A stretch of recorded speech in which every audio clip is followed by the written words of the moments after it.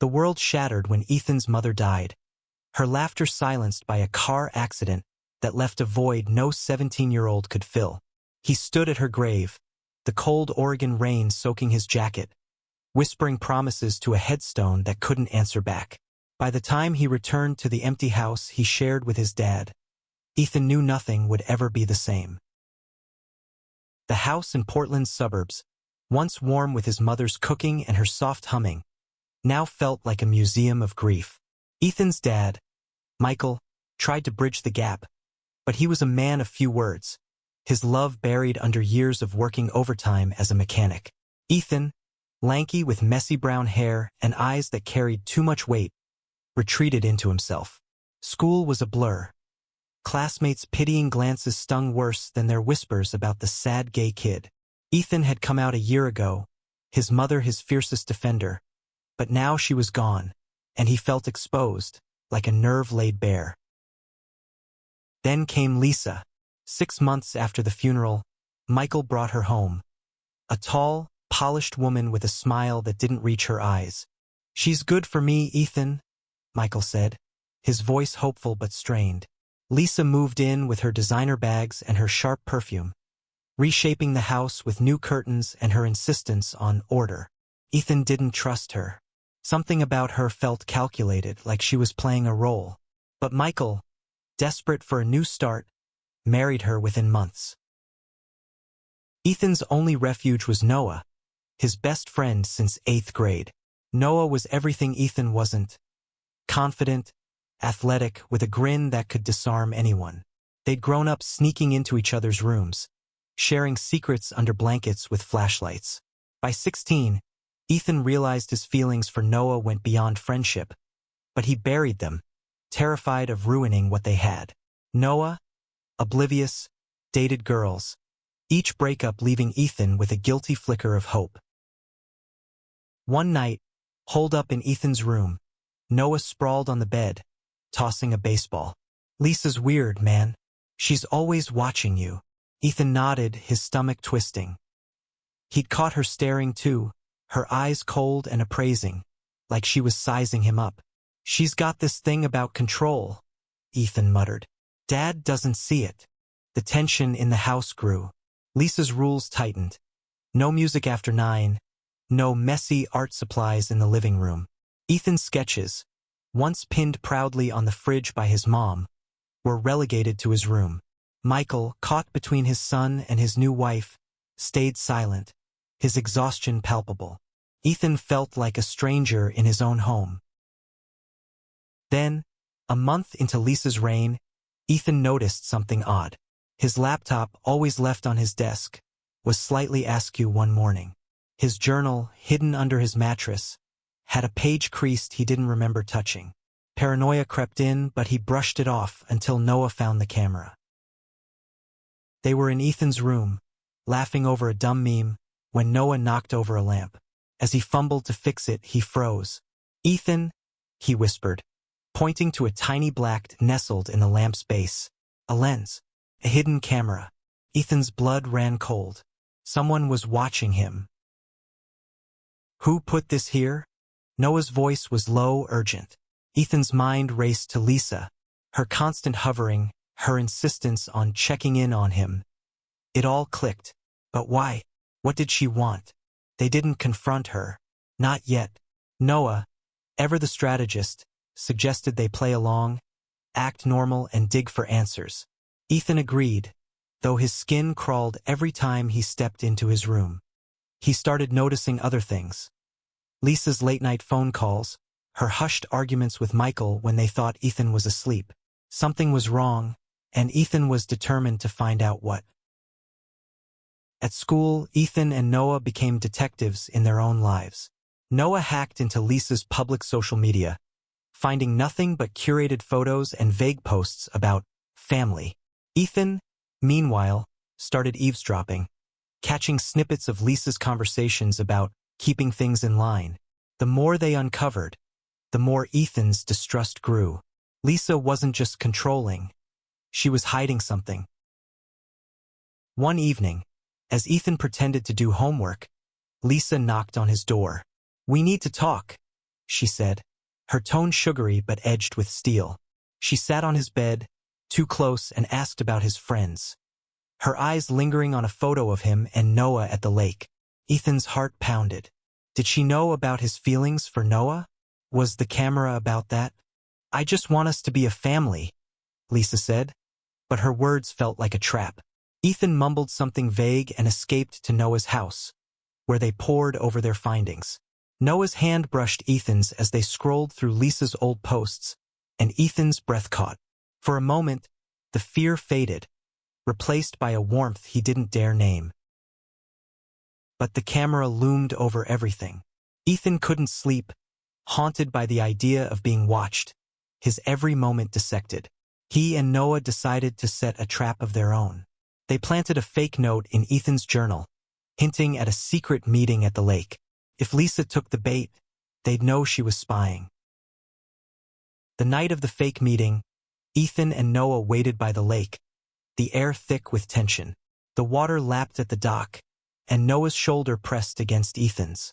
Whatever happens, Noah said, his voice soft. I've got your back. Ethan's chest ached. He wanted to say more, to confess the feelings he'd buried for years, but fear held him back. Headlights flashed in the distance. Someone was coming. The headlights cut through the dusk, pinning Ethan and Noah to the dock like moths under a spotlight. Ethan's pulse thundered as he grabbed Noah's arm, pulling him behind a cluster of reeds. They crouched low, the damp earth soaking their jeans, watching as a car door slammed and footsteps crunched toward the lake. It was Lisa. Her silhouette was unmistakable, sharp and purposeful, her phone's flashlight bobbing as she scanned the area. Ethan's fake note had worked. She'd taken the bait. But the victory felt hollow. If she was here, it meant she'd read his journal, seen the camera's footage. His privacy, his sanctuary had been violated. She's got no right, Noah whispered, his breath warm against Ethan's ear. Ethan nodded, his jaw tight.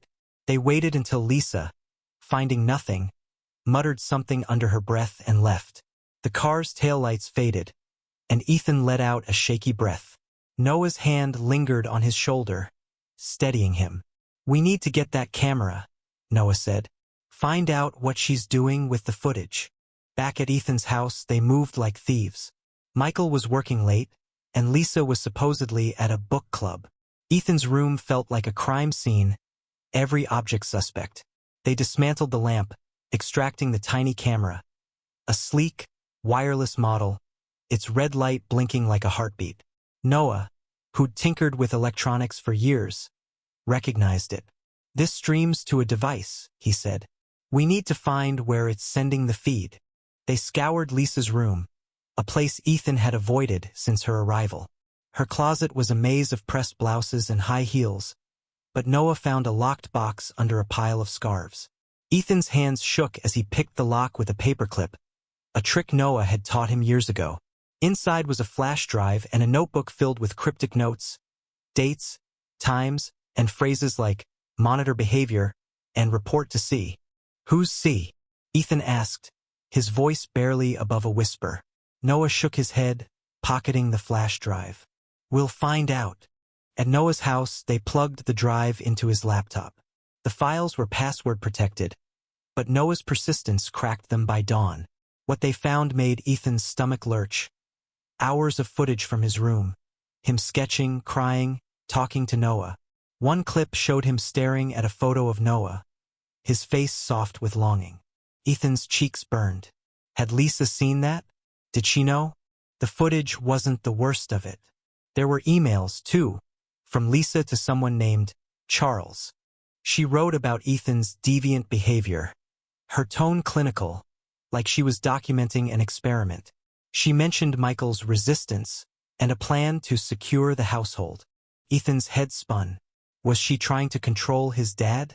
Or worse, get rid of Ethan? Noah's face darkened as he read. She's playing some kind of game, he said. We need to tell your dad. But Ethan hesitated. Michael was fragile, still grieving. Would he believe his son over his new wife? Ethan wasn't sure. The next day at school, Ethan could barely focus. Lisa's emails haunted him, each word a needle in his skin. Noah, sensing his distress, dragged him to the bleachers during lunch. "We'll figure this out," Noah said, his hand resting on Ethan's knee. The touch sent a jolt through Ethan, and for a moment, he forgot the camera, the emails, everything but Noah's steady gaze. "You're not alone in this," Noah added, and Ethan wanted to believe it meant more than friendship. That night, Ethan confronted Michael. He showed him the camera, the emails, the notebook. Michael's face crumpled, torn between disbelief and betrayal. "Lisa wouldn't do this," he said, but his voice wavered. Ethan pressed on, his voice breaking. "She's watching me, Dad. She's lying to you."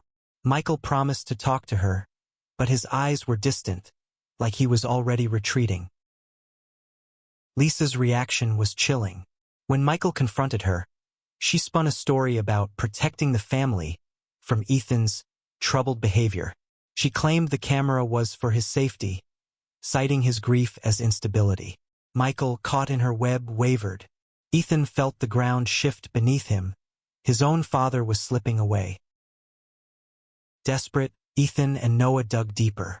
They traced Charles to a private investigator in Seattle, hired by Lisa for reasons she hadn't disclosed. The realization hit Ethan like a punch. Lisa wasn't just controlling. She was building a case, maybe to have him sent away, to sever him from his dad. But why? What did she gain? The answer came in a late-night discovery. Noah, scouring public records, found a link. Lisa had been married before, to a man who'd left his estate to his son. The son, deemed unfit, lost everything to Lisa after a legal battle. Ethan's blood ran cold.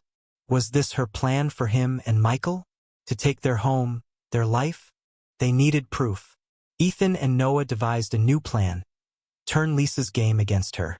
They planted fake conversations, hinting that Ethan knew about her past. They left notes about Charles where she'd find them, hoping to rattle her. It worked. Lisa grew erratic, snapping at Michael, checking her phone obsessively.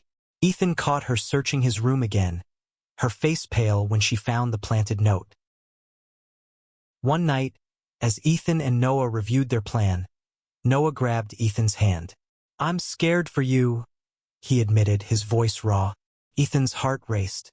The air between them crackled, and before he could stop himself, he leaned in, their lips brushing in a fleeting, electric kiss. Noah didn't pull away. Instead, he smiled, soft and certain. "I've wanted that for a long time," he whispered. Ethan's world tilted. For the first time since his mom's death, hope flickered. But Lisa's shadow loomed, and they couldn't afford to lose focus. The next day, they found her laptop unlocked. A mistake. The files revealed everything. Lisa's plan to declare Ethan unfit, to gain control of Michael's assets. She'd been manipulating Michael's grief, isolating him from his son. Ethan's hands shook as he copied the files. They had her, but the victory was bittersweet. Exposing Lisa meant risking his dad's heart, already fragile. As they prepared to confront her, Ethan clung to Noah, their hands entwined, a quiet promise that whatever came next, they'd face it together. The air in Ethan's room felt heavy, thick with the weight of what they'd uncovered. He and Noah sat cross-legged on the floor, the laptop glowing with Lisa's damning files. Every email, every note, painted a picture of a woman who saw Ethan as an obstacle, not a son. Her plan was meticulous. Paint him as unstable, leverage Michael's grief, and secure their modest estate. House, savings, all of it. Ethan's chest ached, not just for himself, but for his dad, who'd trusted her. "We've got enough to end this," Noah said, his voice steady but his eyes fierce. Ethan nodded, though doubt gnawed at him. Confronting Lisa meant shattering Michael's fragile hope, but staying silent meant letting her win. They decided to act, but carefully. Lisa was cunning, and they couldn't underestimate her. The next morning, Ethan slipped the flash drive into his pocket, its weight a reminder of the battle ahead. At breakfast, Lisa was all smiles, serving pancakes like nothing was wrong. Michael, bleary-eyed from a late shift, barely looked up. Ethan's stomach twisted as Lisa's gaze flicked to him, sharp and probing. Did she suspect they knew? School was a haze. Ethan and Noah skipped last period, hiding in the library to plan. Noah suggested going to the police, but Ethan hesitated. What if they don't believe us? She's got Michael wrapped around her finger. Noah's jaw tightened. Then we make her confess. On camera. They bought a cheap webcam with Noah's savings, setting it up in Ethan's room, hidden in a stack of books. They rehearsed their script. Ethan would confront Lisa alone, baiting her into revealing her motives, while Noah recorded from his house, streaming the feed. It was risky. Lisa was unpredictable, but they had no choice. That night, Michael was at the garage, leaving Ethan and Lisa alone. Ethan's heart pounded as he knocked on her door, the flash drive burning a hole in his pocket. "Can we talk?" he asked, his voice steady despite the tremor in his hands. Lisa raised an eyebrow, gesturing for him to sit. The air felt charged, like the moment before a storm. "I know about the camera," Ethan started, watching her face. Lisa's smile didn't falter, but her eyes narrowed. "I don't know what you're talking about," she said, her tone smooth as glass. Ethan pressed on, holding up the flash drive. "I've seen the emails, Lisa, to Charles. About me. About Dad's money." Her composure cracked just for a second, a flicker of panic in her eyes. "You're confused, Ethan," she said, leaning forward. "Grief does that. Makes you see things that aren't there." Her voice was syrupy, but Ethan caught the edge beneath it. He pushed harder, reciting details from her emails, watching her squirm. "You're trying to take everything," he said, his voice rising. "You did it before, didn't you? With your last husband." Lisa's face hardened, and for a moment, Ethan thought she'd lunge at him. Instead, she laughed, cold and sharp. "You're smarter than I thought," she said. "But you're in over your head." She stood, pacing, her mask slipping. "You think your dad will believe you? A troubled kid with a crush on his best friend." Ethan froze. She'd seen the footage the moment he'd stared at Noah's photo. Shame burned his cheeks, but he held her gaze. "This isn't about me," he said. "It's about what you're doing to us." Lisa's smile returned, venomous. "You're a liability, Ethan. Michael deserves better." She stepped closer, her voice low. "I could have you sent away. A facility. No one would question it." Ethan's blood ran cold, but he kept his eyes on her, knowing the webcam was rolling. She didn't confess outright, but her words were damning enough. When she left the room, Ethan's legs gave out. He sank to the floor, shaking, as Noah texted. "Got it. It's enough." They had her on tape, threatening him, hinting at her plan. But the victory felt hollow. Ethan's world was unraveling. His dad's trust, his home, his safety, all hanging by a thread. Noah came over that night, slipping through the back door.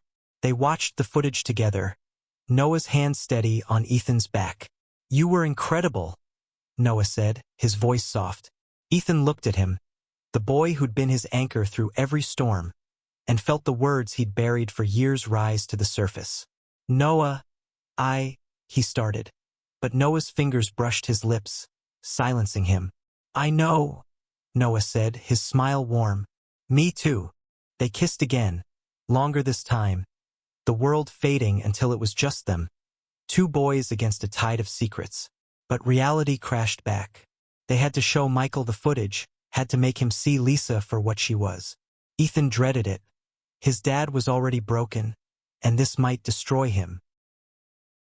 The next day, they cornered Michael at the garage, away from Lisa's reach.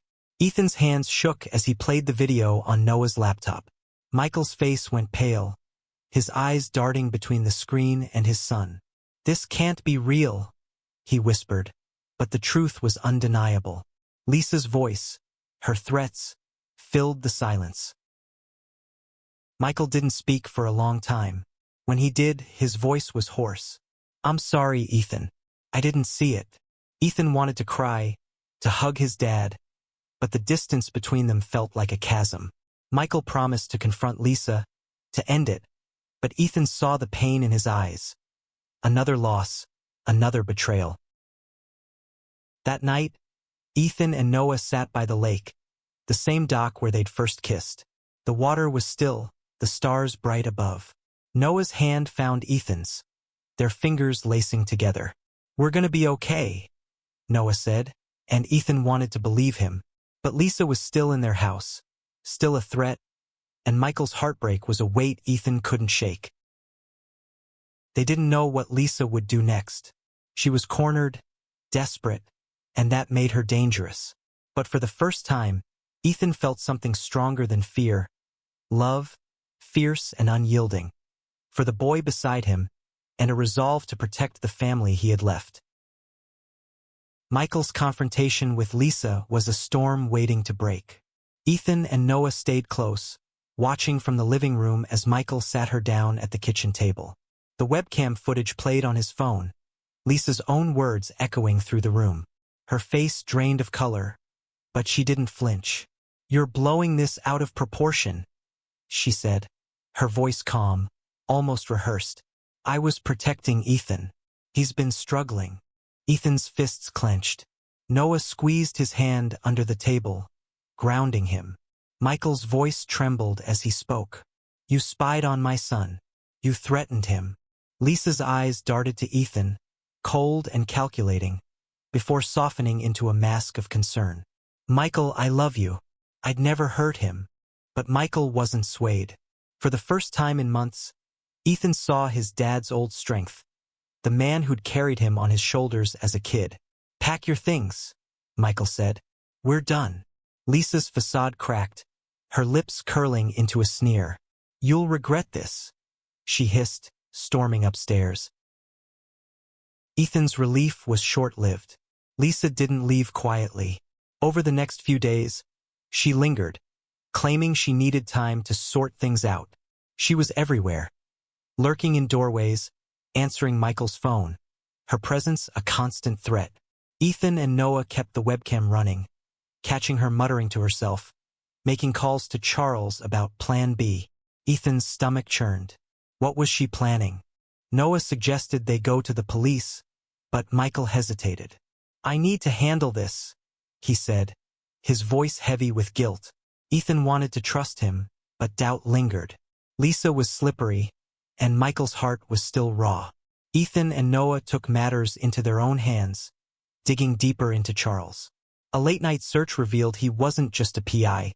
He had ties to a shady legal firm known for manipulating custody cases. Lisa was building a case against Ethan, painting him as a danger to himself. The realization hit Ethan like a wave. She wasn't just after money. She wanted control, maybe even to have him committed. The thought of losing his freedom, his dad, his life with Noah, was unbearable. He broke down in Noah's arms, sobbing into his shoulder. "I can't lose you," Ethan whispered. Noah held him tighter, his voice fierce. "You won't, I promise." They decided to fight fire with fire.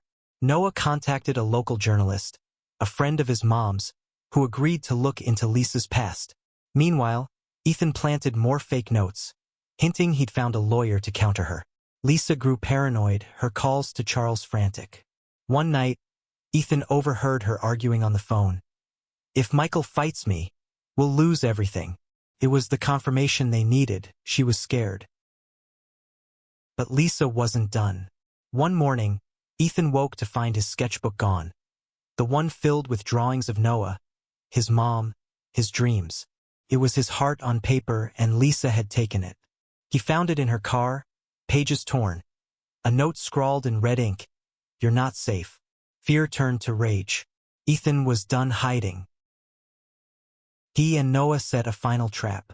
They leaked a fake story to Charles, claiming Ethan had evidence of Lisa's past fraud. They rigged another camera in the garage, where Lisa often took calls. Late that night, she took the bait, screaming into her phone about cleaning up the mess and getting rid of the kid. The footage was gold, undeniable proof of her intent. They showed it to Michael, who broke down, tears streaming down his face. "I failed you," he said, pulling Ethan into a hug. It was the first time they'd touched in months, and Ethan clung to him, the ache of his mom's loss mingling with relief.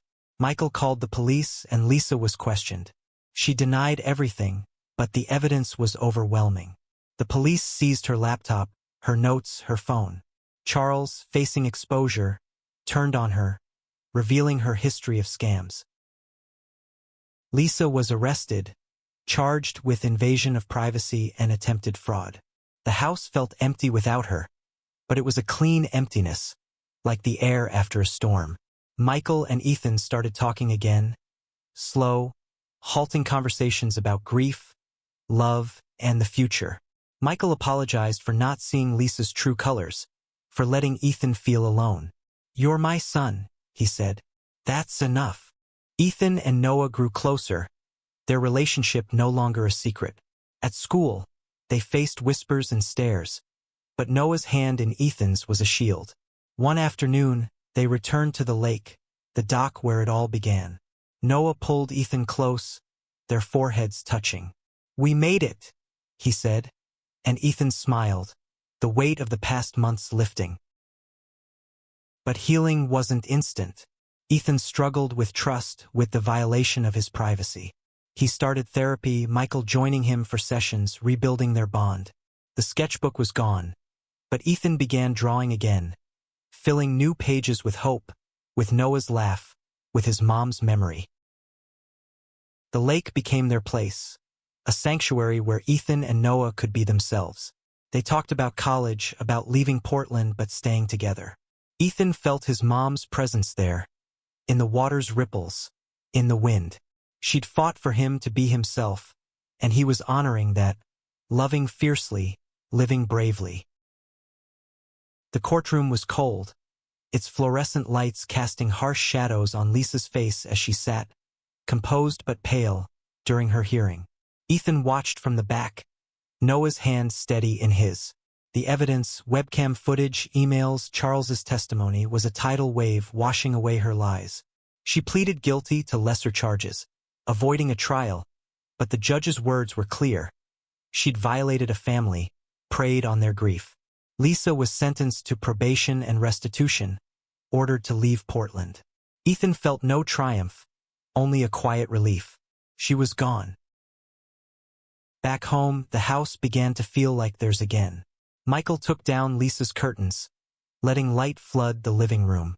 Ethan's sketches returned to the fridge, a silent promise of new beginnings.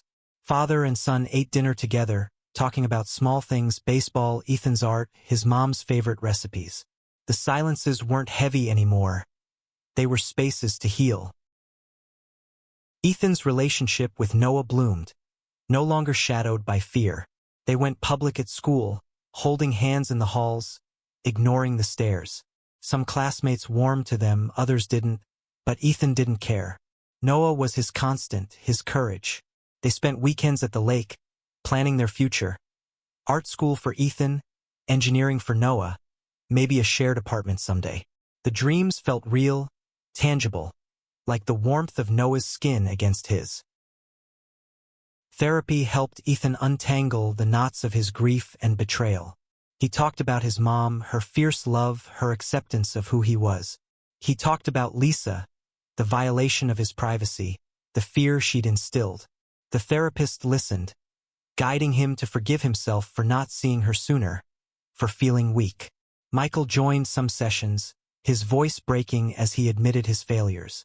"I should have protected you," he said. Ethan reached for his hand. "You're here now." One evening, Ethan found an old photo of his mom tucked in a drawer, her smile bright, her arms around a younger Ethan. He showed it to Michael, and they cried together, not out of pain but love. They decided to plant a tree in her memory, a maple in the backyard, its leaves a blaze of red each fall, like her spirit. Noah helped them dig, his laughter filling the air as dirt smudged his face. Ethan watched him, heart full, and realized he wasn't just surviving anymore. He was living. The tree stood tall, a symbol of roots and resilience, of a family pieced back together. Months later, Ethan and Noah stood on the dock again, the lake shimmering under a full moon. Ethan's sketchbook, a new one, was filled with drawings of this place, of Noah's eyes, of their hands entwined. Noah pulled him close, their breaths mingling. "You're my home," Noah said, and Ethan felt the truth of it, deep in his bones. The camera, the lies, the fear, they'd left scars, but they'd also forged something unbreakable. Ethan had lost his mom, nearly lost his dad, but he'd found love, strength, and a voice to fight for both.